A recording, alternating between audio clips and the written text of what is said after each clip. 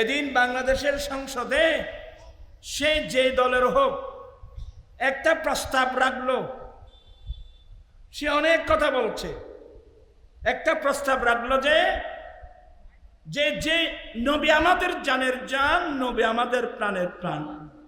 আচ্ছা, নবীর সুপারিশ ছাড়া কেউ জান্নাতে যেতে পারবে? সে একটা প্রস্তাব করলো যে এই দেশে যারা নবীর শানে বেয়াদবি করবে, নবীর শানে কটূক্তি করবে, তার শাস্তি মৃত্যুদণ্ডের আইন পাশ করা হোক।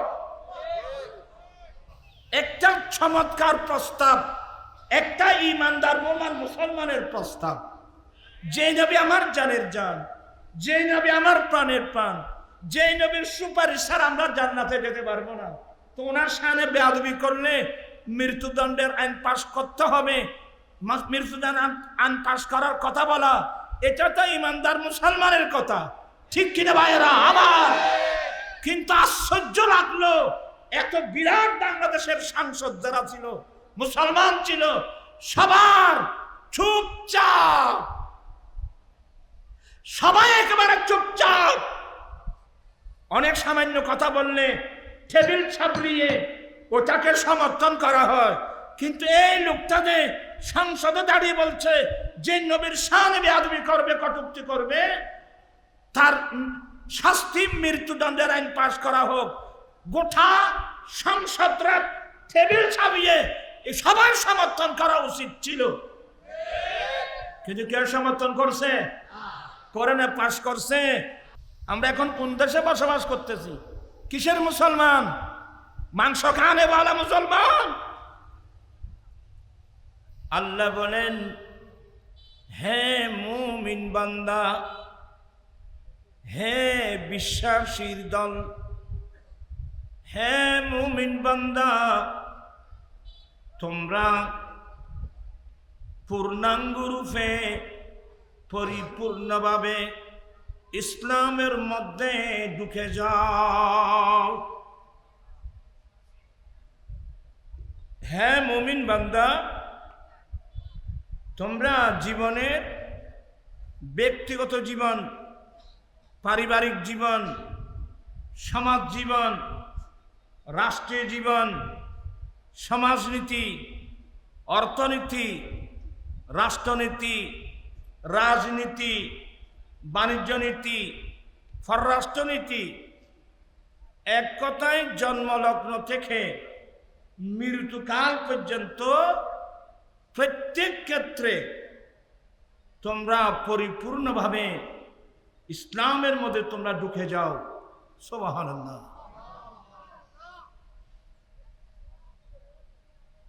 ওয়ালা তাত্তাবিউ খুতুওয়াতিশ শায়তান, তোমরা শয়তানের পদাঙ্গ অনুসরণ করো না, তোমরা শয়তানের পথে মতে চলো না, শয়তানের পদাঙ্গ অনুসরণ করো না। কারণ শয়তান এটা তোমাদের প্রকাশ্য শত্রু। এই হলো আয়াতে কারিমার মোটামুটি তরজমা। হে মুমিন বান্দা, তোমরা পরিপূর্ণভাবে ইসলামের ভিতর ঢুকে যাও। কিছু ইসলামের মধ্যে আছে, কিছু বাইরে, কিছু ইহুদির দিকে, কিছু নাসারার দিকে, কিছু ইসলামের দিকে। এই মুনাফিকি কালচার, এগুলো শয়তানের পদাঙ্ক অনুসরণ। হে মুমিন বান্দা, তোমরা জীবনের প্রত্যেক ক্ষেত্রে পরিপূর্ণভাবে ইসলামের মধ্যে তোমরা ঢুকে যাও। ওয়ালা তাত্তাবিউ খুতুওয়াতিশ শায়তান, তোমরা শয়তানের পদাঙ্ক অনুসরণ করো না, কারণ শয়তান তোমাদের প্রকাশ্য শত্রু। মুমিন বান্দা কাকে বলে?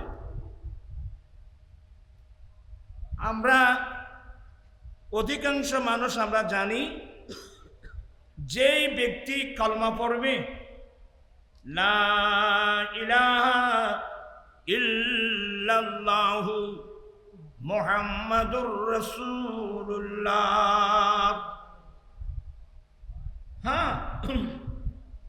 একজন বিধর্মী যদি মুসলিম হতে চায় অবশ্যই প্রথমে তাকে এই কলমা পড়তে হবে।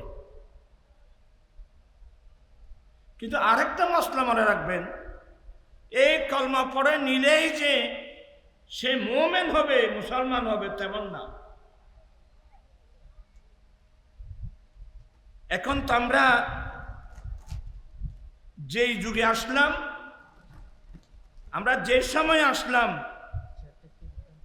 এখন তো কলমা নিয়েও অনেক দ্বন্দ্ব। এক মৌলবী বলতেছে সেই নাকি 6 মাস পর্যন্ত হাদিসের কিতাব তালাশ করছে, সে কোথাও কলমা পায় নাই। নাউজুবিল্লাহ বলছেন, জোরে বলবেন না নাউজুবিল্লাহ। যেই মৌলবী 6 মাস পর্যন্ত হাদিস তালাশ করে কলমা পায় নাই, আসলে তার নসিব খারাপ। আমাদের চট্টগ্রামের একটা ভাষা আছে না, জাল্লাই নাই তাল্লাই মেজাইনে বাড়ি তো নেই।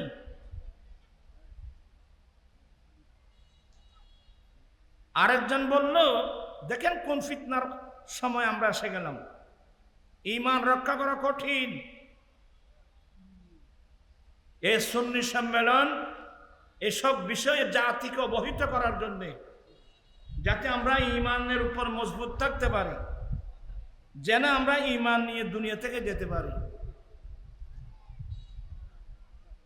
আরেকজন বলল যে লা ইলাহা ইল্লাল্লাহু মুহাম্মাদুর রাসূলুল্লাহ,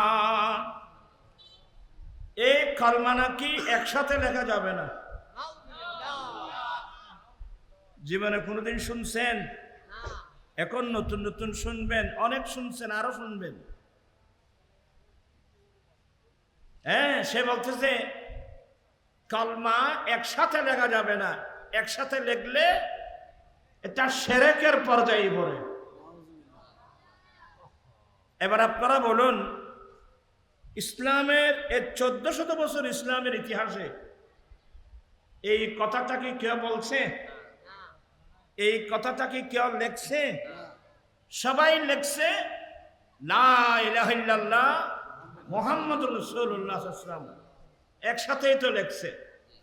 শুধু আমরা বাদ দেন, আমরা আরবের বাইরের মানুষ, হয়তো অনেকে মনে করেন আমরা আরবি কম জানি, কিন্তু আপনি আরবস্থানে যান, দুবাই, আবুধাবি, মস্কট, কাতার, সৌদি, বাহরাইন, আপনি যেগুলো আরব কান্ট্রি আছে ওখানে যান, আমি যতটুকু দেখছি ওখানে পতাকার মধ্যে কলমা লিখে আছে একসাথে, লা ইলাহা ইল্লাল্লাহু মুহাম্মাদুর রাসূলুল্লাহ।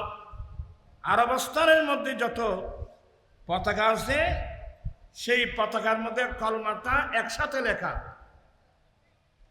তো এবার বলেন, এই মৌলবীর ফতোয়া অনুযায়ী কলমা যদি একসাথে লেখে, এটা যদি শিরকের পর্যায়ে যায়, তাহলে তো পৃথিবীতে মুসলমান একটাও নাই।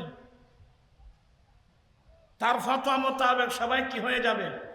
মুশরিক হয়ে যাবে। তা আমি সতর্ক করে বলছি, পৃথিবীর মানুষ মুশরিক, আপনারা এই যে শিরকের যে ফতোয়া দিয়েছেন, আপনি মুশরিক হয়ে আপনাকে মৃত্যুবরণ করতে হবে। জান্নাতের মধ্যে কলমা কিভাবে লেখা?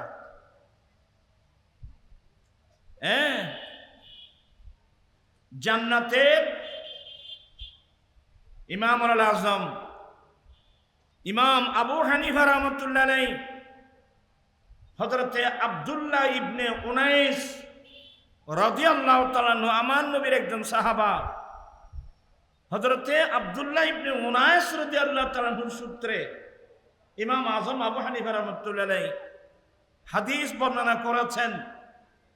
আমার নবী বলেন, আমি জান্নাতের কোনায় দেখলাম, আমি জান্নাতের মধ্যে অথবা জান্নাতের পায়ার মধ্যে লেখা দেখলাম, বা আরশ আযমের পায়ার মধ্যে আমি লেখা দেখলাম,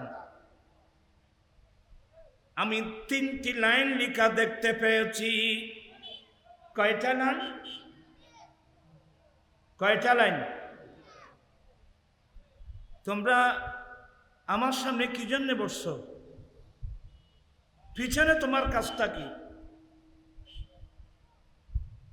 রাসূল করিম সাল্লাল্লাহু আলাইহি ওয়াসাল্লামের হাদিসে পাকের আলোচনা হচ্ছে, আর তুমি এলোমেলো ভাবে বসছো। এলম তোমার জন্য আসে নাই। এক মন, এক খেয়াল, এক ধ্যানে বসতে হবে। আমার নবী বলেন, আমি জান্নাতের কোণায় 3টি লাইন লেখা দেখতে পেয়েছি। সালাসাতা আস্তুরিন, আমি জান্নাতের কোণায় 3টি লাইন লেখা দেখতে পেয়েছি। আস-সাতারুল আউয়াল, 1 নম্বর লাইন হলো লা ইলাহা ইল্লাল্লাহু মুহাম্মাদুর রাসূলুল্লাহ। তে কলমা কি পৃথক পৃথক লেখা না এক লাইনে? ইমাম বাইহাকি রহমাতুল্লাহ আলাইহি হাদিস আনছেন, আপনারা এক খেয়ালে না বসলে আমি ওয়াজ করতে পারবো না। আমার কলবের সাথে আপনার কলব অ্যাডজাস্ট হতে হবে। বলতে চাচ্ছিলাম, এখানে আমার দিমাগটা সরে গেল। ইমাম বাইহাকি রহমাতুল্লাহ আলাইহি হাদিস এনেছেন, ফাতালাক্কা আদামু মির রাব্বিহি, আবার সামনে এটা ফাতালাক্কা আদামু মির রাব্বিহি কালিমাতিন। আবার সামনে বাদি মুলিশা বললেন, আমাকে একটু হেল্প করবেন। ফাতালাক্কা আদামু মির রাব্বিহি কালিমাতিন ফাতাবা আলাইহি, आदम ने फतलक्का आदम मिर रब्बी, आदम ने अपनी रब के तरफ से चंदे कलिमात, चंदे दुआएं सीख लिए। आदम अलैहिस्सलाम निजेर रबेर पक्ष थेके कयेकटा कलिमात বা কয়েকটা দোয়া শিখে নিয়েছেন, যেটা দিয়ে উনি আল্লাহর কাছে তওবা করেছেন। তো তার মধ্যে একটা না, রব্বানা যালামনা আনফুসানা ওয়া ইল্লাম তাগফির লানা ওয়া তারহামনা লানাকুনান্না মিনাল খাসিরিন। এটা তো ডাইরেক্ট কোরআনে পাকের আয়াত। এই আয়াতের তাফসীরে গেলে দেখবেন, আদম আলাইহিস সালাম নিজের রবের পক্ষ থেকে কয়েকটা দোয়া শিখে নিয়েছেন। তার মধ্যে একটা দোয়া হলো, একদিন আমাদের বাবা আদম আলাইহিস সালাম, আল্লাহ ওদেরকে আল্লাহর হিকমত, আল্লাহ ওদেরকে জান্নাত থেকে জমিনে পাঠিয়ে দিয়েছেন। কোথায়? আমাদের আব্বা কোথায় ছিল? আমাদের মা বাবা মানে আদম আলাইহিস সালাম, হাওয়া আলাইহিস সালাম, এরা তো জান্নাতে ছিল।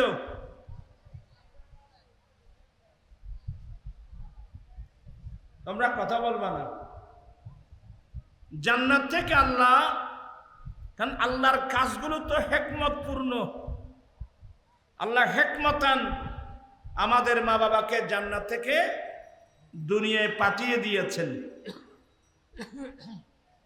অনেক লম্বা আলোচনা, আমি সেদিকে যাব না।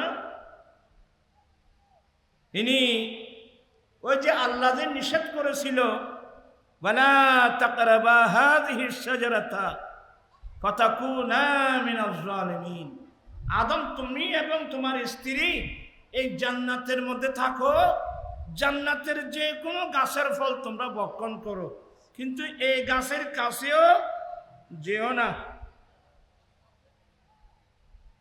কারণে কারণে আমাদের আব্বা আম্মা দুজন সে গাছের ফল কি করেছেন? সে গাছের ফল খেয়েছেন। কারণ এই গাছের ফল খাওয়া এটা আমাদের মা বাবার তকদিরের মধ্যে কি হয়ে গেছে? লেখা হয়ে গেছে। আমি এই আলোচনায় যাব না, যে এটা একটা কঠিন আলোচনা, এটা তো বুঝবেন। আসার পরে, হে আল্লাহ, আমরা কেন তোমার এই নিষিদ্ধ গাছের ফল খেলাম? দুজনে চোখের আদম আলাইহিস সালাম আমাদের আব্বাকে পাঠিয়েছেন শ্রীলঙ্কার পাহাড়ে, আর আমাদের আম্মা হাওয়া আলাইহিস সালামকে পাঠিয়েছেন জিদ্দায়।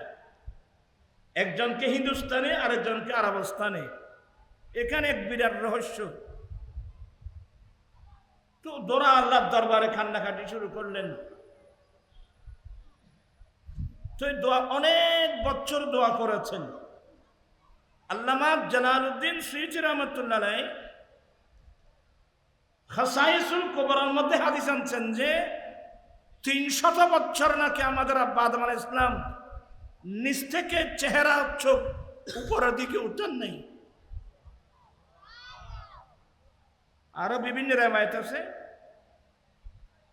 এবার দেখেন, আল্লাহ একটি কাজ বলছেন, তোমরা এই গাছের কাছে যেও না। তা আল্লাহর হুকুম গাছের ফল খেয়েছেন। একটা কারণে যদি আমাদের আব্বা আম্মাকে জান্নাত থেকে আল্লাহ দুনিয়াতে পাঠিয়ে দিয়েছেন, এবং এরা আল্লাহর কাছে কত বছর কান্নাকাটি করেছেন, আর আমরা যারা গুনার সমুদ্রের মধ্যে আমরা নিজের জীবনটা কাটিয়ে দিচ্ছি, কই আল্লাহর প্রেমে, আল্লাহর মহব্বত এখনো কি চোখের পানি আমাদের চোখের মধ্যে পানি আছে? আমরা আনন্দ আয়াসের মধ্যে আমরা জীবন অধিকাংশ জীবন কাটিয়ে দিচ্ছি। গভীর রাত মশাল্লায় দাঁড়িয়ে দুই চোখের পানি ফেলে ফেলে আল্লাহর কাছে ইস্তেগফার করছি, এমন মানুষ কয়জন আছে রে বাবা? আছে, কিছু মানুষ আছে, খুব অল্প মানুষ, যাদের ইস্তেগফার উসিলায় আমরা এখনো আল্লাহর কহরার গজব থেকে এখনো আমরা বেঁচে আছি। যাই হোক, কথার নাম একটু লতা বেড়ে যাচ্ছে, আপনাদের কারণে কিন্তু বেড়ে যাচ্ছে। শ্রোতার ডিস্টার্ব কর, মুক্তদি ডিস্টার্ব করলে ইমামের সু হবে। আপনার টিলায় বসলে ইমামের সু হবে না। আদম আলাইহিস সালাম অনেক বছর দোয়া করেছেন। আমার ভাইয়েরা, একদিন এক পর্যায়ে আদম আলাইহিস সালাম দোয়া করছিলেন, আল্লাহুম্মা ইন্নী আসআলুকা বিহাক্কি মুহাম্মাদিন সাল্লাল্লাহু আলাইহি ওয়াসাল্লাম, মাওলা, আমি তোমার মাহবুব বান্দা মুহাম্মদ সাল্লাল্লাহু আলাইহি ওয়াসাল্লামের নামের উসিলা দিয়ে দোয়া করতেছি। আল্লাহ, আমি তোমার প্রিয় বান্দা মুহাম্মদ সাল্লাল্লাহু আলাইহি ওয়াসাল্লামের নামের উসিলা দিয়ে তোমার কাছে সওয়াল করছি, তোমার কাছে দোয়া করছি। এই কথা বলা মাত্রই আল্লাহ ডাক দিলেন, কাইফা আরিফতা মুহাম্মাদা ইয়া আদম ওয়ালাম আখলুকুহু, এ আদম, আমি তো ওনার জিসিম, ওনার বডি এখনো সৃষ্টি করি নাই, তুমি তার পরিচয় কোথায় পেলে? তুমি তার পরিচয় কোথায় পেলে? তুমি তার নামের উসিলা দিয়ে দোয়া করলা, তার পরিচয় তুমি কোথায় পেলে? তাকে তুমি কিভাবে চিনলে? আদম আলাইহিস সালাম বলেন, আয় আল্লাহ, তুমি যখন আমার ভিতর তোমার প্রিয় রূহ দান করেছ, জান্নাতের মধ্যে যখন আমি বসে পড়লাম, আমি শোয়া থেকে যখন আমি বসে পড়লাম, ফারাইতু কাওয়াইমাল আরশে, আমি যখন আমার চেহারা আসমানের দিকে করলাম, আমি যখন উপরের দিকে করলাম, আমি তোমার আরশ আজমের পায়ার মধ্যে তোমার নামের সাথে ওনার নাম লেখা দেখতে পেয়েছি। বলতে চাচ্ছিলাম, আদম আলাইহিস সালাম বলেন, আয় আল্লাহ, আমি তোমার আরশ আজমের দিকে যখন দৃষ্টি করলাম, তোমার আরশের পায়ার মধ্যে তোমার নামের সাথে এই লোকটার নাম লেখা দেখতে পেয়েছি। কি মানে? লা ইলাহা ইল্লাল্লাহু মুহাম্মাদুর রাসূলুল্লাহ। আল্লাহ, তোমার নামের সাথে ওনার নাম লেখা দেখতে পেয়েছি। আমি বুঝতে বাকি থাকলো না, নিশ্চয় এটা তোমার সৃষ্টির মধ্যে সবচেয়ে বেশি প্রিয়। কারণ সবচেয়ে যদি বেশি প্রিয় না হয়, তাহলে ওনার নাম তোমার নামের সাথে থাকার কোনো কথা নয়। নিশ্চয় এটা তোমার কাছে তোমার সবচেয়ে প্রিয় বান্দা, এই হিসাবে ওনার নামটা তোমার নামের সাথে লিখছো। এই জন্য আমি ওনার নামে উসিলা দিয়ে দোয়া করলাম। আমার আল্লাহ বলেন, আদম তুমি ঠিকই বলছো, উনি আমার সবচেয়ে বেশি প্রিয়। একবার আল্লাহ বলছেন, লাউলা মুহাম্মদ লামা খালাকতুকা, আদম মুহাম্মদ না হলে আমি তোমাকে সৃষ্টি করতাম না। লাউলা কালামা খালাক, লাউলা কালামা খালাকতুস সামা, নবী আপনি না হলে আমি আসমান সৃষ্টি করতাম না। লাউলা কালামা খালাকতুল জান্নাহ, আপনি না হলে আমি জান্নাত সৃষ্টি করতাম না। ইমাম রাব্বানি মুজাদ্দিদ আল ফেসানি শেখ আহমদ সেরহিন্দি ফারুকি রহমতুল্লাহ আলাইহি সমস্ত হাদিসের অর্থগুলো এনে এক শব্দ বলে দিয়েছেন, লাউলা কালামা খালাকতুল আফলাক। এই হাদিস নিয়ে ওই আল হাদিস একদল আছেন আমাদের দেশে, হ্যাঁ এটা হাদিস না, এটা জাল হাদিস, জাল হাদিস, এটা জাল হাদিস, এটা জাল হাদিস। আমি বলবো, তোমরা নাম রাখছো আহলে হাদিস, হাদিস সম্পর্কে তোমাদের কোনো আইডিয়া নাই। হ্যাঁ, এটা হাদিসের মধ্যে আফলাক শব্দটা নাই, এটাকে বলা হয় রিওয়ায়াত বিল মানা। এটাকে বলা হয় রিওয়ায়াত বিল মানা। লাউলা কালামা খালাকতুস সামা, নবী আপনি না হলে আসমান হতো না। লাউলা কালামা খালাকতুল জান্নাহ, আপনি না হলে জান্নাত হতো না। তো আসমান যে সামা আছে, আফলাক শব্দটা হাদিসে নাই, কিন্তু আফলাকের যে অর্থ, এই অর্থওয়ালা হাদিস তো আছে, লাউলা কালামা খালাকতুস সামা। এটাকে রিওয়ায়াত বিল মানা বলে। এটা জাল হাদিস না, এটা একেবারে সহিহ হাদিস। আমার আল্লাহ বলেন, আদম তুমি ঠিকই বলছো, সে আমার অত্যন্ত প্রিয়। সে না হলে আমি তোমাকে সৃষ্টি করতাম না। আমার আলা হযরত মুজাদ্দিদে দ্বীন মিল্লাত ইমাম আহমদ রাজা ফাজলে বেরলভী কত সুন্দর বলছেন। একটু দরুদ শরীফ পড়ুন। সালাতুনে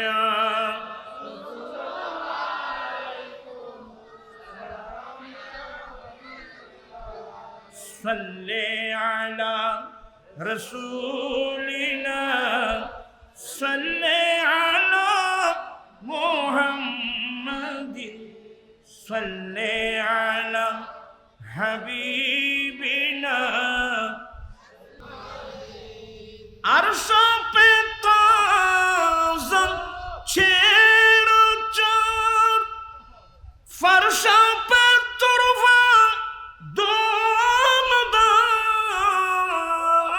दोमदान, काने जिधर लगाइए, काने जिधर लगाइए, तेरे ही नाम से ताने सल्ले आला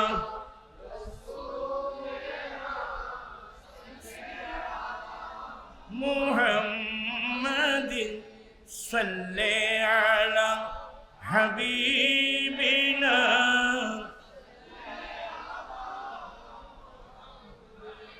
वो जो नती तू कुछ न था, वो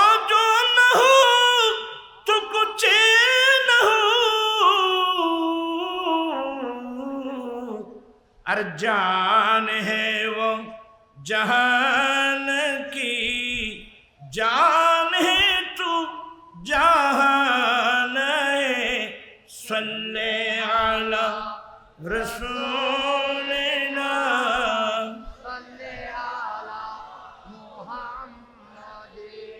सल्ले अला हबीबिना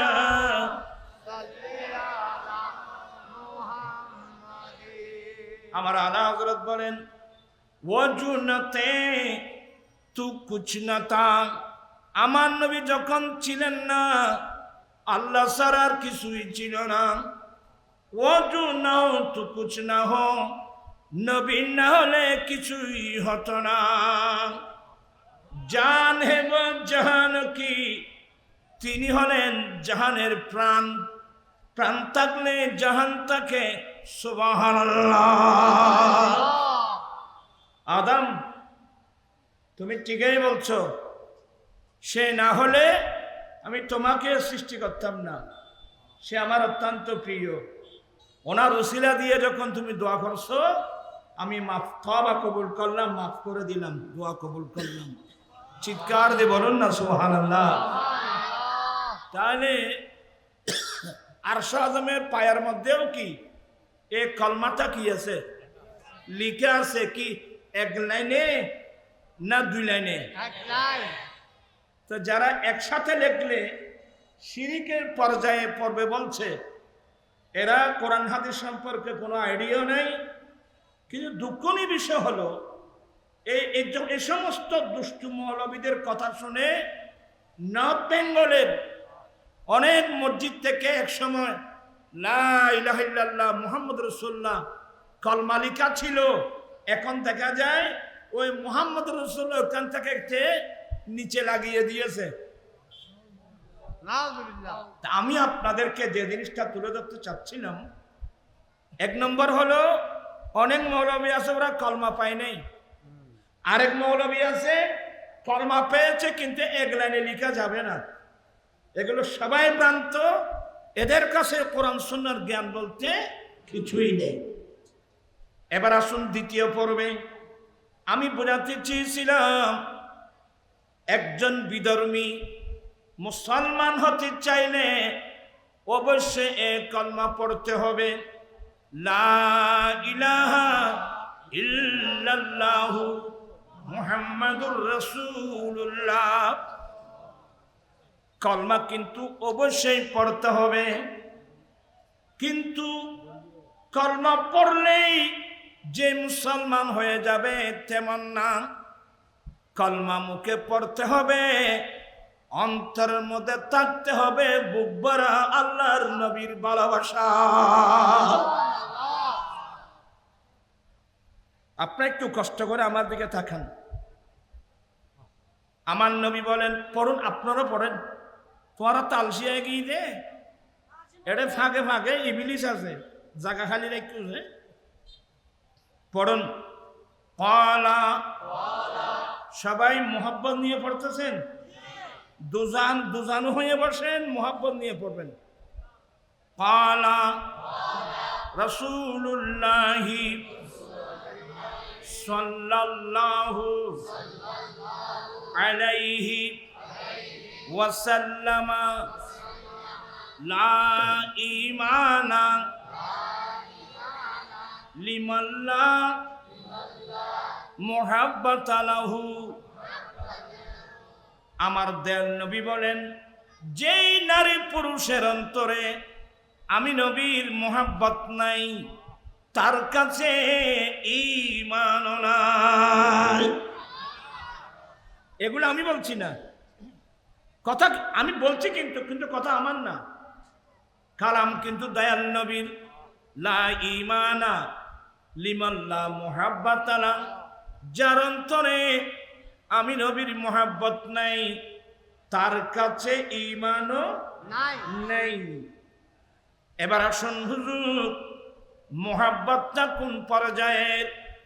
স্বামী স্ত্রীকে ভালোবাসে, স্ত্রী স্বামীকে ভালোবাসে, মা বাবা ছেলে মেয়েদেরকে ভালোবাসে, ছেলে মেয়েরা মা বাবাকে ভালোবাসে, এক বন্ধু অপর বন্ধুকে ভালোবাসে, কি ওই ধরনের ভালোবাসার নাম ঈমান? না না, একটু মনোযোগ সহকারে শোনেন। তাহলে আরেকটা হাদিস পড়ুন। ক্বালা রাসূলুল্লাহি সাল্লাল্লাহু আলাইহি ওয়াসাল্লাম লা ইউমিনু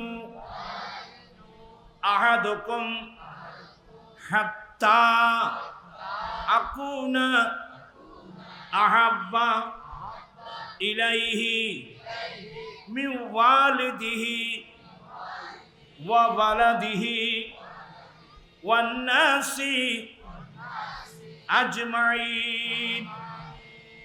আমার দয়াল নবী বলেন, তোমাদের মধ্যে নারী পুরুষ কেহই ততক্ষণ পর্যন্ত মুমিন হবে না। মুহাদ্দিসিন ইকরাম একটু সহজ করে বলছেন, পূর্ণ মুমিন হতে পারবে না।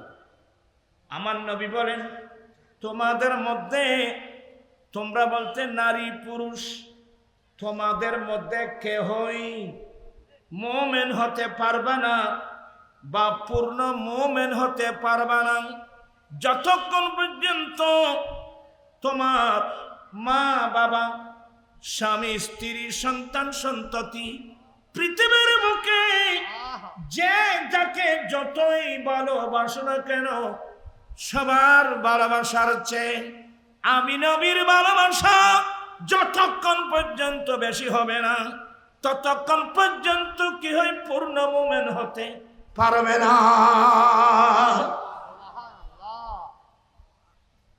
এমনি মাহফিলে দৌড়াদৌড়ি করলাম, কিছু আওয়াজ শুনলাম, আরে ভালো করে মনোযোগ সহকারে এগুলো বুঝেন।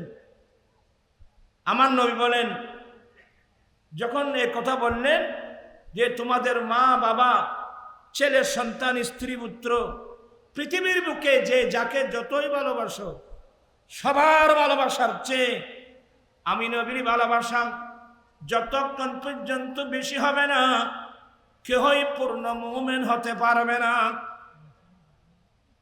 মনোযোগ আছে? এই হাদিস আমার নবী যেখানে বর্ণনা দিয়েছেন, আল্লামা বদরুদ্দিন আইনি শরীফে এখানে কয়েকটা হাদিস এনেছেন। আমার দয়াল নবী এই হাদিস যখন বর্ণনা করলেন, ওই মজলিসে হযরত সাইয়্যিদানা ওমর ফারুক রাদিয়াল্লাহু তাআলা আনহু ছিলেন। ফারুক আযম কি বললেন? ইল্লা নাফসি, নবী গো, আমি আমার জান ছাড়া, মা বাবা, ছেলে সন্তান, স্ত্রী পুত্র, পৃথিবীর বুকে আমার যত আপনজন আছে, আমি ওমর আপনাকে বেশি ভালোবাসি, কিন্তু জান ছাড়া আমার নয়। বলেন, ওমর তুমি এখনো মুমিন হতে পারো না। কতক্ষণ ক্ষেত্রে দূরত দেখিলে রে, আয় আবাদি বহুত বড় আয়ের জ্ঞানে মেজাজি মিক্কে মানুষ নিজাম মারি বইন করে আয় নবীর হাদিস ছাড়াই দেবা, বেশিক্ষণ থাকবো না। আমি বুঝাতে চাচ্ছিলাম, ফারুক আজম এ হাদিসটা শুনে ঘোষণা দিলেন, নবী গো, আমি আমার জান ছাড়া, মা বাবা, ছেলে সন্তান, স্ত্রী পুত্র, পৃথিবীর বুকে আমার যত আপনজন আছে, আমি আপনি নবীকে সবচেয়ে বেশি ভালোবাসি, কিন্তু জান ছাড়া। এই কথা বলা মাত্রই আমার নবী বলেন, ওমর তুমি এখনো মুমিন হতে পারো না। আসলে জিনিসটা আপনারা বুঝবেন, আমি বুঝাই দিলে। এখানে অনেক বয়স্ক মানুষ আছেন, 91 তুফান দেখছেন এমন মানুষ আছে না? কারা কারা একটু হাত উঠান। 91 তুফান যারা দেখছেন, আমার ভাইয়েরা, যারা সামুদ্রিক এলাকায় ছিল, মশকালি, বাঁশখালী, সন্দ্বীপ, আনোয়ারা, কক্সবাজার, এইভাবে সামুদ্রিক এলাকায় যারা ছিল, এরা দেখছে রে বাবা 20 ফুট 15 ফুট বিশ্বজ্জল উচ্ছ্বাস, মনে হচ্ছে গোটা বাংলাদেশের গোটা বঙ্গোপসাগর আমার ঘরের উপর আশ্রয় পড়ছে। এমন ভাবে পানি আসলো, জলুশ্বাস হলো, হাজার হাজার নারী পুরুষ স্বামী স্ত্রীকে বুকে নিয়ে, স্ত্রী স্বামীকে বুকে নিয়ে, মা বাবা ছেলে মেয়েদেরকে বুকে নিয়ে, ছেলে বাবাকে বুকে নিয়ে, এক বন্ধু অপর বন্ধুকে বুকে নিয়ে সাঁতার কাটতেছে। আমি বাঁচবো, আমার বন্ধুকে বাঁচাবো, আব্বাকে বাঁচাবো, আব্বা বলে ছেলেকে বাঁচাবো। সাঁতার কাটতেছে, সাঁতার কাটতে কাটতে কাটতে কাটতে কাটতে এমন পর্যায়ে চলে গেল, দেখা যায় উত্তর দক্ষিণ পূর্ব পশ্চিম কোনো কুল কিনারা নাই, এখন আর বাঁচবার উপায় নাই।